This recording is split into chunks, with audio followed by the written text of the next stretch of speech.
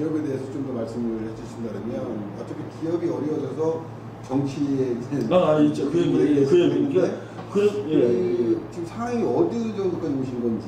그러니까 이제 제가 4월달에 그래가지고 이제 쭉 진행되는데 뭐에 놀랐냐면 문재인이 보니까 일본에 대해서 의도적으로 반일 선동을 하는 거예요. 그러니까 3.1절 날 그 기념사를 보고 내가 깜짝 놀랐고, 뭐 빨갱이라고 얘기하면 친일파였다 이런 단어부터 시작해가지고 의도적으로 말하자면 이런 거지. 이제 그 국민들을 갖다가 반일을 만들어서 그렇게 해야 애국자인 것처럼 일본하고 이제 갈등을 만드는 거죠.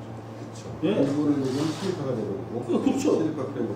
그렇죠. 이거 어떻게 보면 친이라는 놈은 친이라는 기업이나 친이라는 사람은 말하자면 그 매국노인 거지 매국노. 그렇죠. 예. 그럼 나 같은 사람 매국노 되는 거예요. 이제 일본하고 친해서 일본하고 일하는 사람은 내가 무슨 매국노예요. 근데 그런 분위기를 만드는 거 보고 깜짝 놀란 데다가 노골적으로 이제 뭐 예를 들자면 뭐 아베하고 만나가지고 생일 케이크도 안 먹고. 예? 아베가 그 한글로 써가지고 생일 케이크 그거를 자기 단거 안 먹는 그거를 거절을 하질 않나. 응? 나중에는 뭐 결국은 그 일본하고는 동맹이 아니다 대놓고 그러니까 아베도 속으로는 내가 보기 야근 사람이니까 기다렸을 거고 오케이 좋아. 그러니까 일부러 그냥 그 명분이 될 때까지 기다렸다가 야 화이트리스트 배제한다. 왜냐하면요 이미 4월 달에 전화가 왔어요. 이거 한국 반도체 산업에다가 일본에서 건다. 그러니까 무슨 얘기냐면 일본의 보통 사람들이 다 알 정도로 경제 전쟁은 예고됐던 거죠. 그러면은 책임 있는 정권이라면 야 이런 문제가 생길 수 있으니까 뭐 실제로 우리가 좀 억울하고 하더라도 경제가 우선 이래야 되는데 오히려 그걸 더 진행을 시키더라고요. 거기서 나는 야 이거 큰일 났구나 우리 회사 큰일 나는구나 이거 느낀 거죠.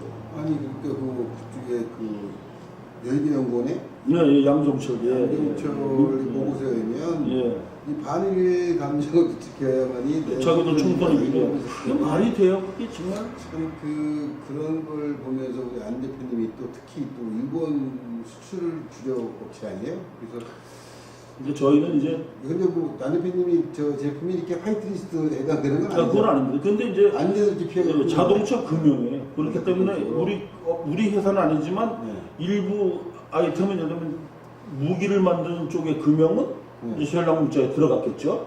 네. 그 아예 일본 분위기가 지금 아예 그냥 그 우리 쪽의 기업에 터부시한다는 말씀이시죠. 그러니까 이게 화이트리스트에 들어가지 않았음에도 불구하고 안 대표님은 어려워 그렇습니다. 계시는데 우리가 어려운 일본 전체가 지금 뭐 우리 기업이 되기 시작하고 그러니까 이제 저는 제 개인적으로 그걸 느끼고 있었지만 하지만 뭐 내가 내 개인적인 생각이니까 말을 못했단 말이에요. 그런데 10월 25일 날 KBS 시사 뭐 직접인가 하는 프로그램에서 지난달 12월 25일이에요. 10월 25일 그 55분짜리 방송을 하는데 거기에 산케이 신문에 구로다라는 특파원이 나와서 얘기를 해요. 그거를 이제 산케이 신문이 극우 쪽이다 해서 막 무슨 공격들 하지만 그 구로다 그 특파원 그 여자가 얘기한 게 아주 정확한 얘기입니다. 무슨 얘기냐면 일단은 징용공 문제를 이렇게 딱 터뜨리니까 일본 사람들 자체가 감정적으로 야 이건 한국 사람들은 이건 얘들은 안 되겠구나. 에?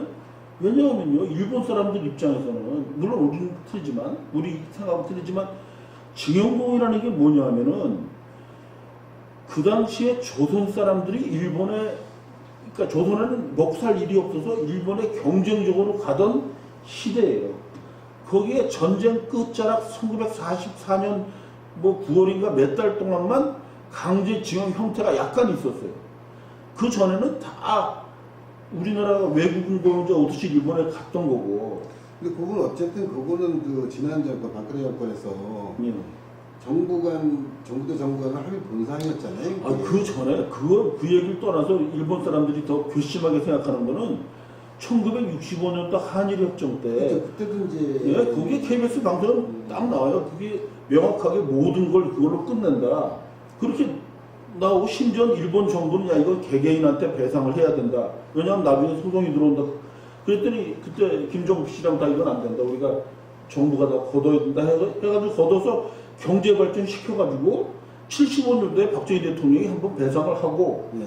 노무현 대통령 때 또 소송이 또 들어온 있지. 거를 갖다가 문재인 비서실장하고 이해찬 씨 뭐 당대표가 있을 때 이미 그때도 다 이건 국가에서 배상할 수밖에 없다고 지들끼리 결론 내려놓고는 그 박근혜 때 또 소송이 왔단 말이에요. 네. 그 양승태 대법원장하고 박근혜 대통령이 이걸 협의해가지고 이거는 판결을 내면은 문제가 되니까 판결 유보다 이렇게 한 거를 이걸 사법거래라고 또 몰아가지고 하면서 지금 이제 김명수 대법원장 이제 개인 기업에다 걸겠고 그게 그러니까 일본 사람들 입장에서는 도대체 한국이라는 나라는 이게 완전히 믿을 수가 없다는 야 거죠. 이거는 뭐 말하자면 상상하기 싫어.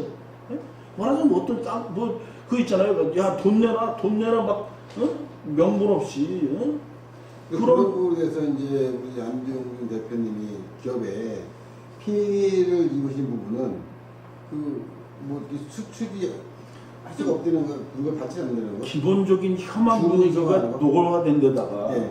물론 일본 정부가 조장한 부분도 나도 있을 거라고 봐요. 그걸 떠나서 혐한 분위기의 바탕에다 결정적인 건 뭐냐면 지금 이거 이제 문정부가 막 문정권이 지금 코너에 몰려가고 있잖아요. 이거를 일본에서는 어떻게 이제 어떤 얘기로 나온다냐면 문재인 정권이 만약에 아주 정치적 위기에 도달하면 일부러 반일을 격화시킬 거라 이거예요.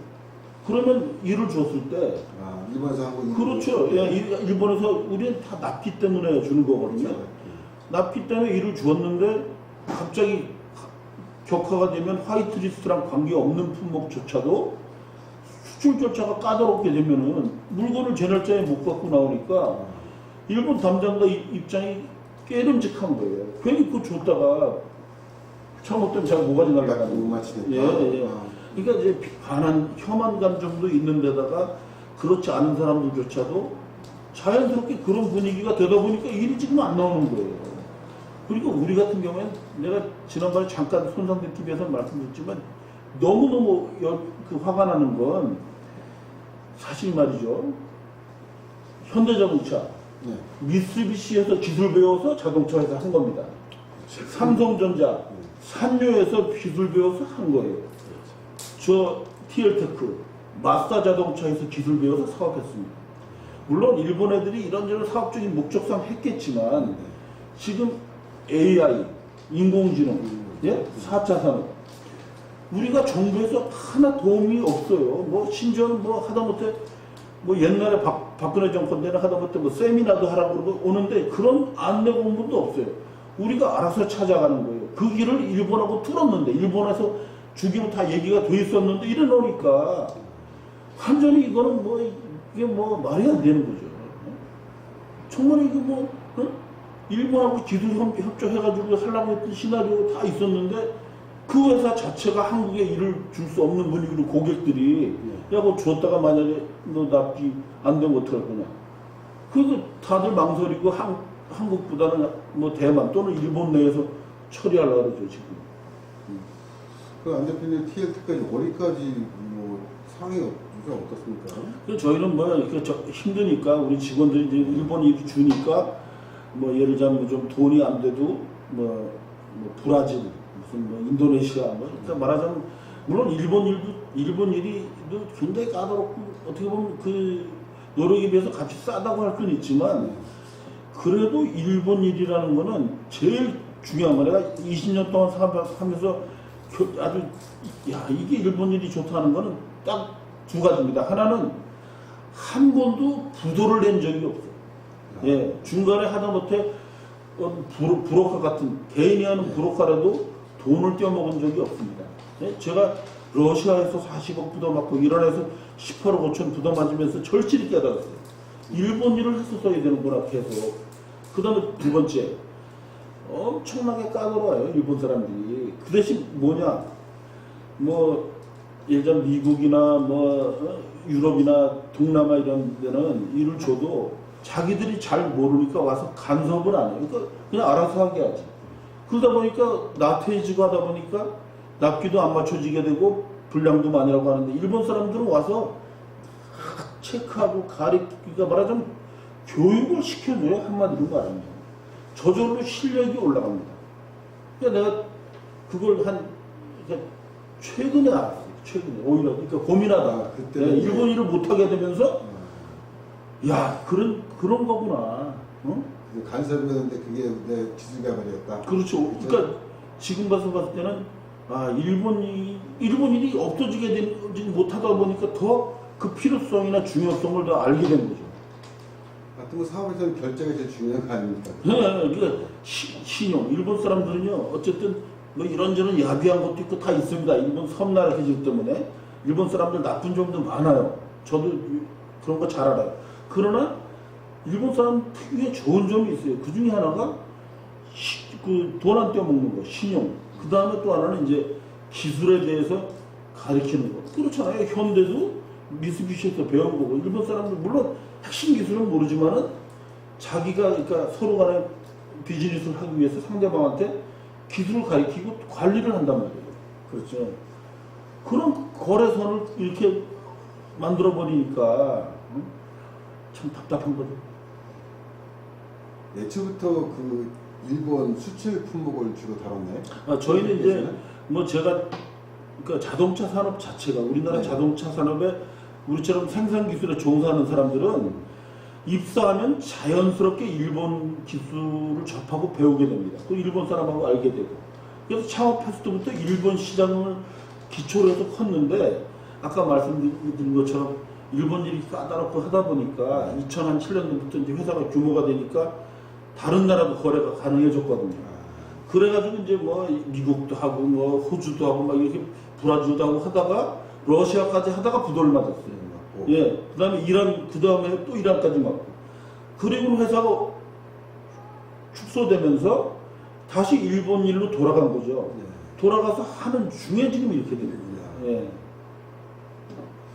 아주 우여곡절도 많은데 답답한 거. 그렇더라도 뭐 지금 그 아까 거래처 무슨 일본에 예. 그 저는 마사 자동차에서 배웠죠. 아.